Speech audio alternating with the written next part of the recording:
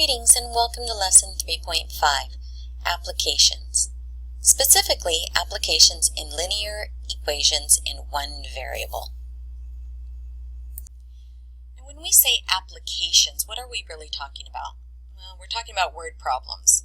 Yes, I know not a lot of people like word problems, but the world does not revolve around numbers alone. Unfortunately, it does revolve around language, so we need to be able to translate language into math symbols, and then using the tools that we've been given with our math, we can solve the problem.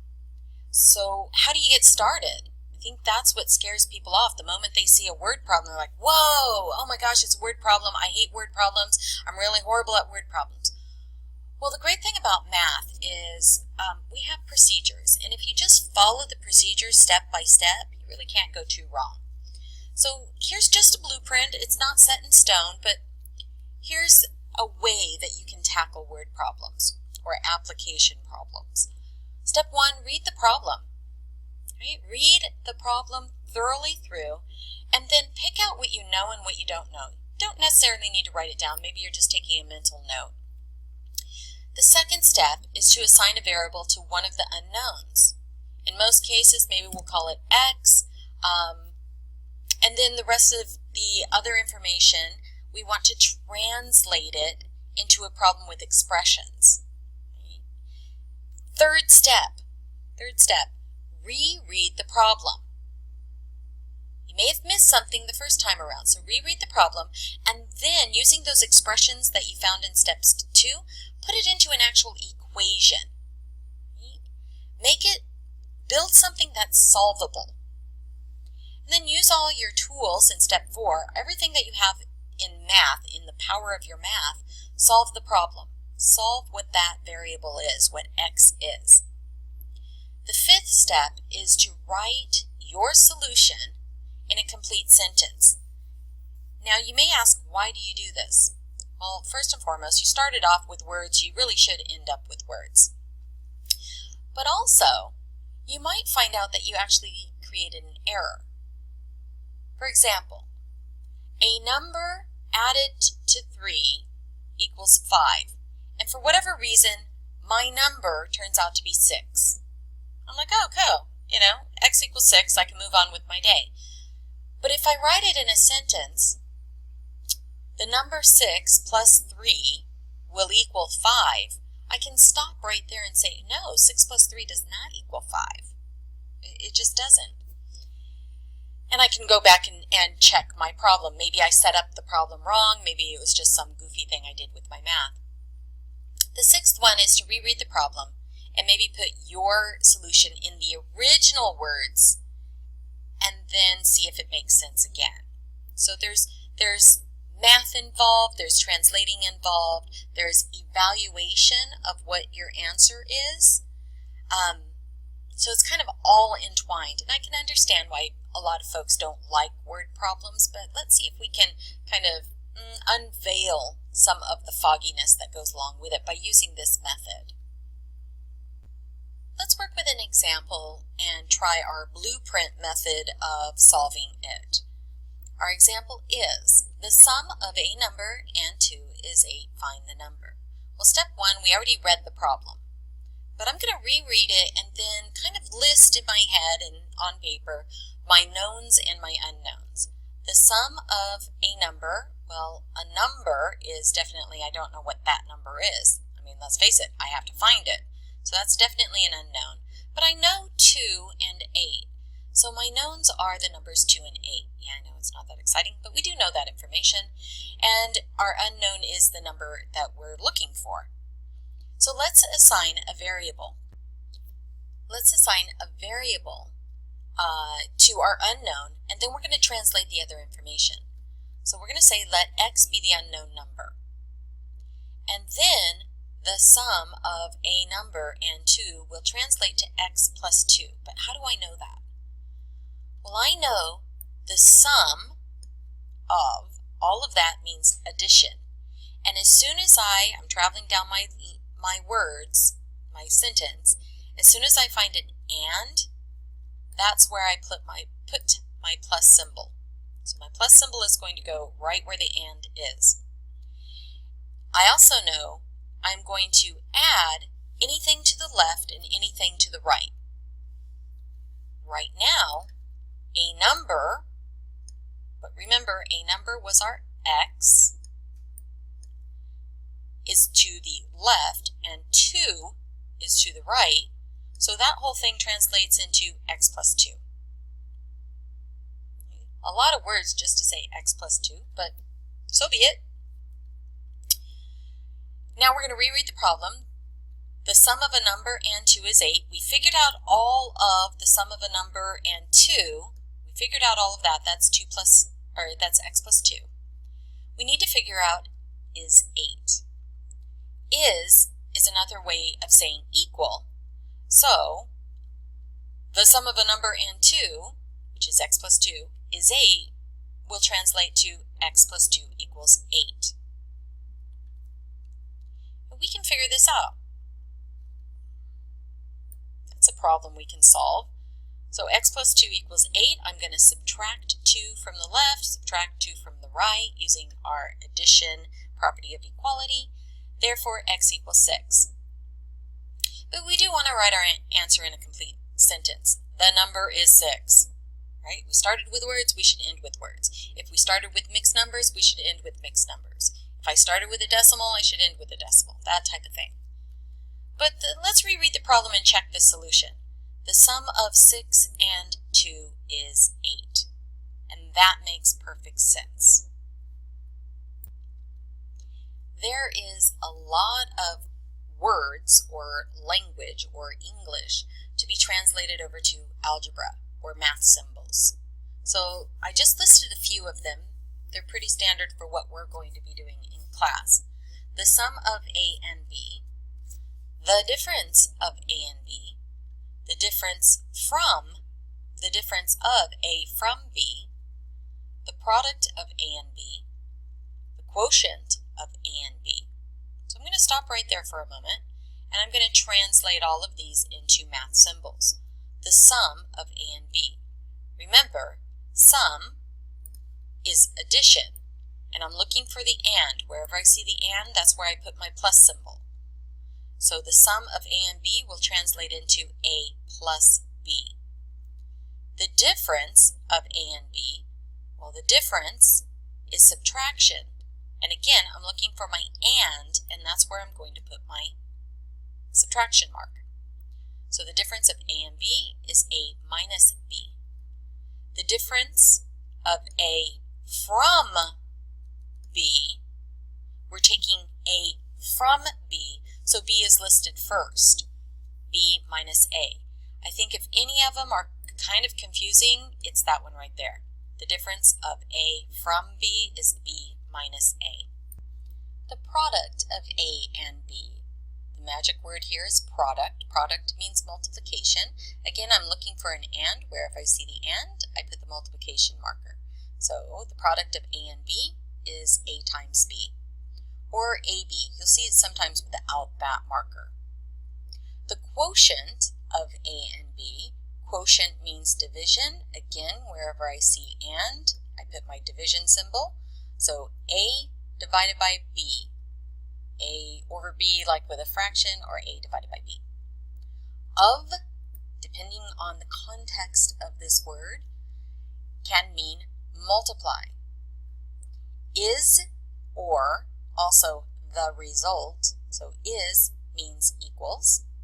A number, well, our number is just our unknown. Maybe we call it x for argument's sake. For more than a number. Well, we know that a number is x. For more means to add, so it's going to be x plus 4. Now I know it doesn't matter if it's 4 plus x, but if you get in the habit of putting it at the end, the last one we're going to discuss in this set will make more sense. 5 times a number. Times is multiplication, so a number, remember, is just x, so it's going to be 5x. 10 less than a number. A number is x. 10 less than means a number minus 10. Remember when I said if we had 4 more than a number, stick it at the end? Well, because less than means to subtract it from a number, it means that the number comes first. So if you just get in the habit of putting it at the end, you'll be good to go. So 10 less than a number is x minus 10. Let's take a little bit more difficult problem and translate it over into each of our steps. If 5 is added to the sum of twice a number and 3 times a number, the result is 25. Find the number. Here's what we know. We know the numbers 5 and 25. We also know, believe it or not, twice a number, and we know 3 times a number. We may not know the actual amounts, but we know those facts. What we don't know is the number in the equation. So let us, in step 2, let us have x equal the unknown number. Then twice a number will translate to 2x, because twice a number means to multiply it by 2, to double it, so multiply it by 2. So twice a number will translate to 2x. 3 times a number, remember, 3 times is multiplication, so 3x. So 3 times a number will translate to 3x. So this whole entire thing of the sum of twice a number, well, let's cross that out and we'll just make it 2x. And 3 times a number, well, that's just 3x. And we know sum is addition. Wherever we find the and, that's where the marker is going to go, the addition marker, addition symbol. So that whole entire thing will translate down to 2x plus 3x. Let me just highlight it. The sum of twice a number and 3 times a number. We've figured out all of that. Oh, why can't I?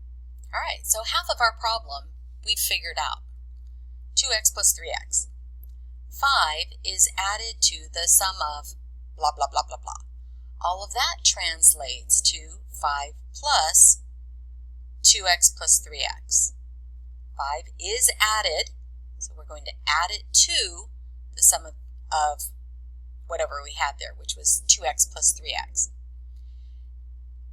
Now, if you're thinking, can I put the plus 5 at the end? Yes, you can. The order of the addition does not matter.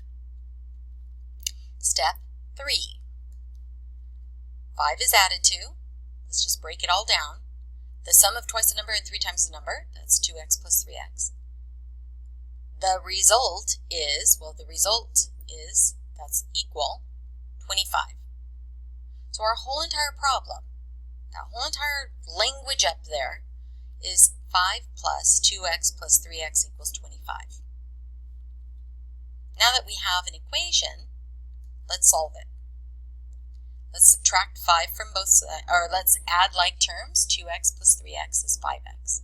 Subtract 5 from both sides. We have 5x equals 20. Divide by 5 for both sides. So our x is 4. But again, we started with words. We should end with words. So our step 5 is the number. Remember, we're looking for a number. Find the number. The number is 4. But let's figure out if that actually makes sense. Twice 4 is 8. 3 times 4 is 12. Their sum, remember addition, 8 plus 12, well, that equals 20. Let's add 5 to it. Well, 20 plus 5. Well, 20 plus 5 is indeed 25, and 25 equals 25. Therefore, 5 added to the sum of twice 4 and 3 times 4 is 25. That's putting it back into the original language, and it all makes sense. I know it's long, I know it's lengthy, but it's just step by step by step. Do one step at a time, and you shouldn't go wrong with these. Now, word problems can be like triangle or rectangle problems. So let's try a rectangle problem dealing with perimeter. The length of a rectangle is 3 times the width. The perimeter is 72 centimeters. Find the width and the length. Here are the things that we know from the problem. The length is 3 times the width. The perimeter is 72 centimeters. And really not from the problem, but from our brain, we know the formula for a perimeter is 2L plus 2W. We can't throw out everything. We can't just bring in only the information from the problem. We're bringing in from the arsenal of information we also have in our heads. We don't know the measures for the length and the width. Okay, now, going back from the problem. We know the length is 3 times the width. The other thing we don't know is the actual dimension of the width. That is going to be our unknown. So our width is our x. Width is x. We do know the length is 3 times the width. If the width is x, that means the length is 3x. Now we have a dimension for the width, we have a dimension for the length. We can plug it into our perimeter formula, 2L plus 2W. Well, L is 3x, W is x, so 2 times 3x plus 2 times x equals our 72 centimeters that were given. 6x, 2 times 3x is 6x, 2 times x is 2x, equals 72. 6x plus 2x is just 8x, equals 72. I don't want to know what 8x's are, I want to know what 1x is, so we're going to divide by 8, x equals 9. Now, let's remember we are working with centimeters, so the width of the rectangle is 9 centimeters. But we still have to find the length. The length is going to be 3 times x. We figured out what x was. X is 9. So 3 times 9 is 27. The length of the rectangle is 27 centimeters. So we've answered the questions that we were asked. What's the width? Well, the width of the rectangle is 9 centimeters. What's the length? The length of the rectangle is 27 centimeters. Let's change gears just a little bit and let's talk about speaking the same language here in math. So we label triangles in a very particular way. And I also want to talk about some truths that go along with geometry. So if we think about the points of a triangle, the very corners of a triangle, those are called vertices. That's the plural. One point is a vertex.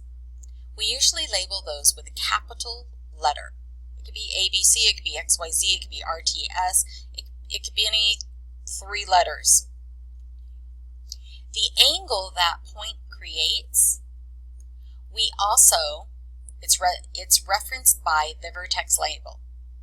So the angle in this leftmost corner is the A angle. The top is the B angle, and this corner right is the C angle. So the angles get the same name as the corners, as the vertices, and they are capitalized. The sides of the triangle are labeled with the same letters, but they are lowercase letters, and when we reference, it's going to be the side opposite of the angle. So in this situation, the vertice is A, the angle is capital A, but the side very opposite of that angle is lowercase a.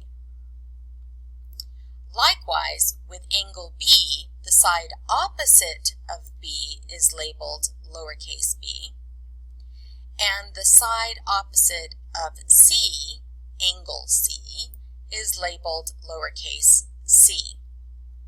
So we're all kind of talking the same language. Also, the angles of all the triangles will always add up to 180. So we have angles A, B, and C. So A plus B plus C will equal 180 degrees. Always, always, always. Put that in your head, because usually your application problems that deal with triangles will not give you this fact. This is a fact. You need to store it in your fact memory and keep it with you at all times. So angle A plus angle B plus angle C of a triangle will always add to 180 degrees.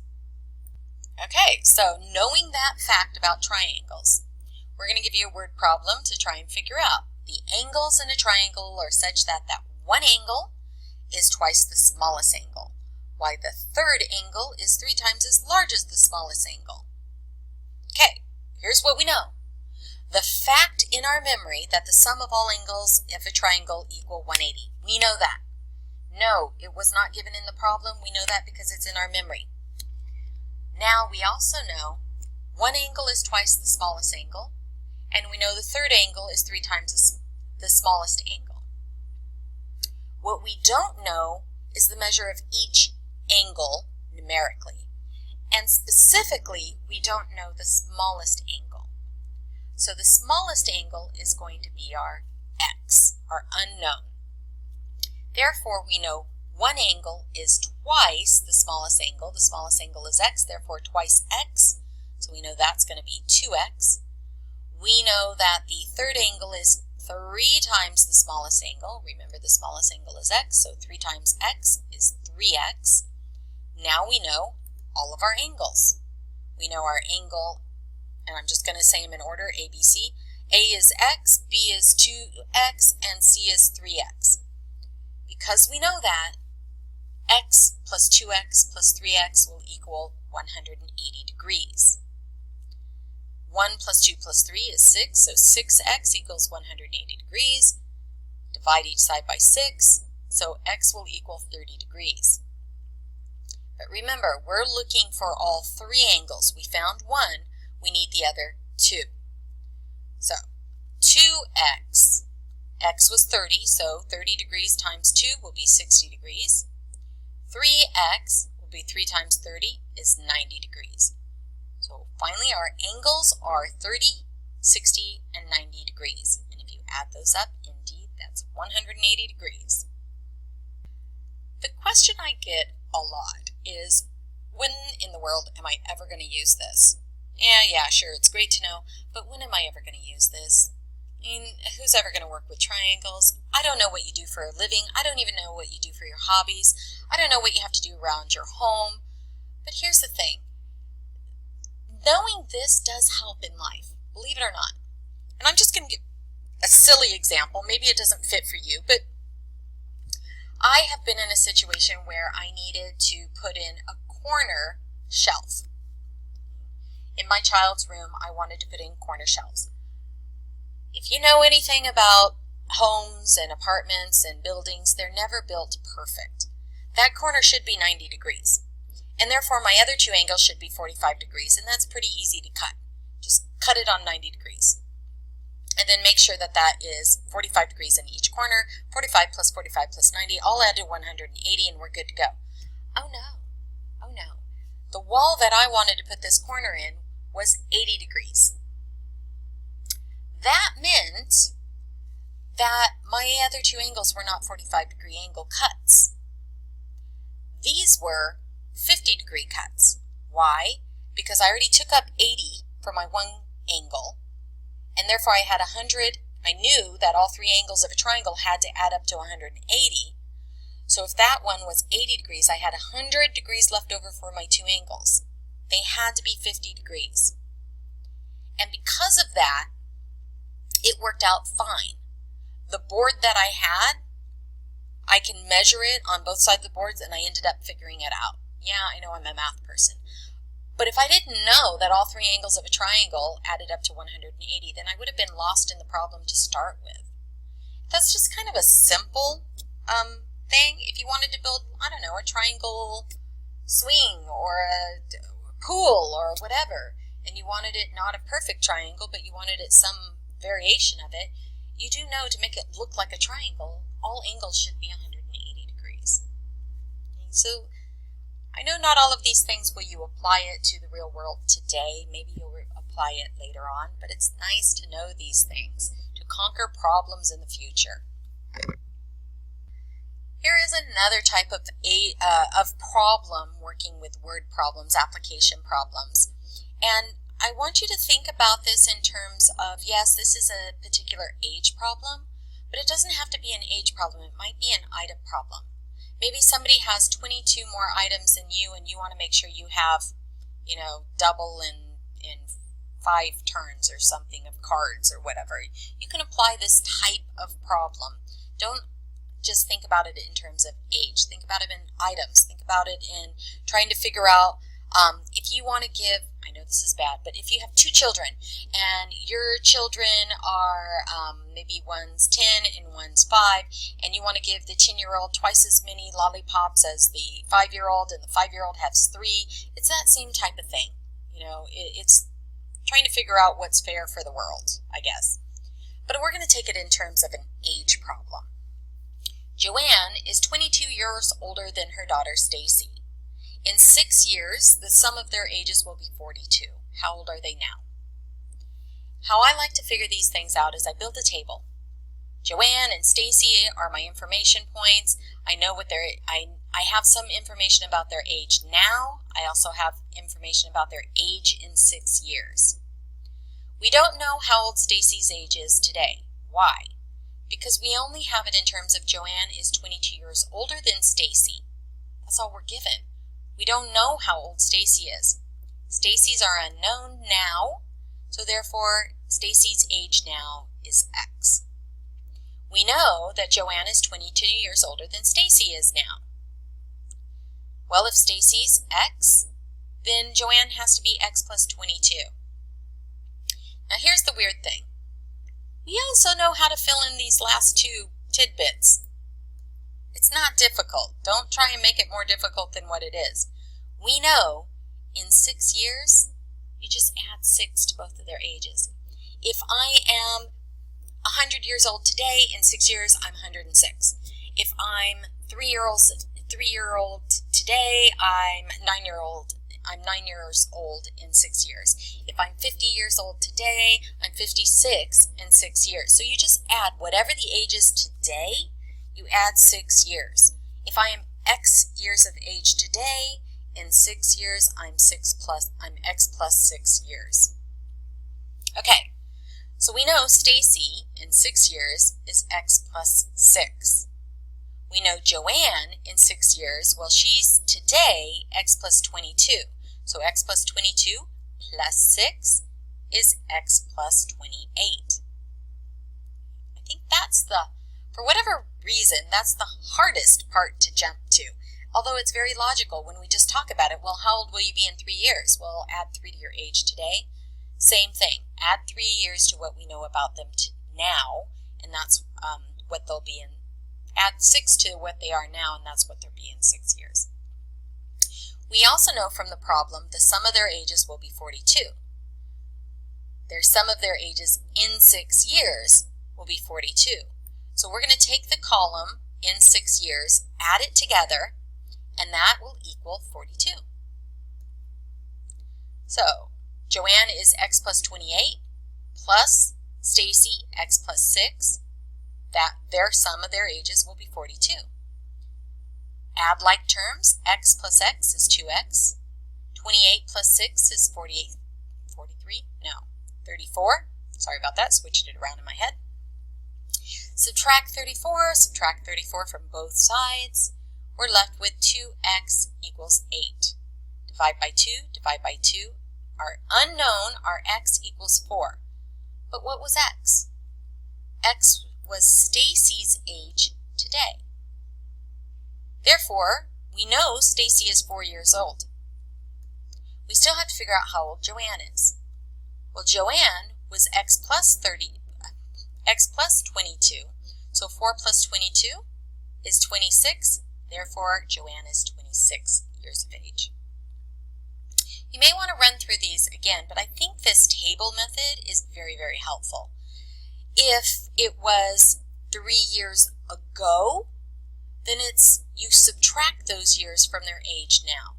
In 6 years, you add 6. 6 years ago, you subtract 6. In 3 years, you add 3. 3 years ago, you subtract 3. So if it was ago, you subtract. If it's in so much time, you add. All right, the last problem I want to work through in this video is a cell phone problem. You know, cell phone companies like to be very, well, they used to. Now they're getting into like unlimited minutes, unlimited text, unlimited data. But back a little while ago, it was, you had to figure out what it was for every minute you talked or what data you used. So let's take an example. A cell phone company offers a variety of prepaid smartphone plans. One plan costs $70 per month for unlimited talk and text and 2 gigabytes of data usage. If you go over the data allotment, the charge is $20 per gigabyte.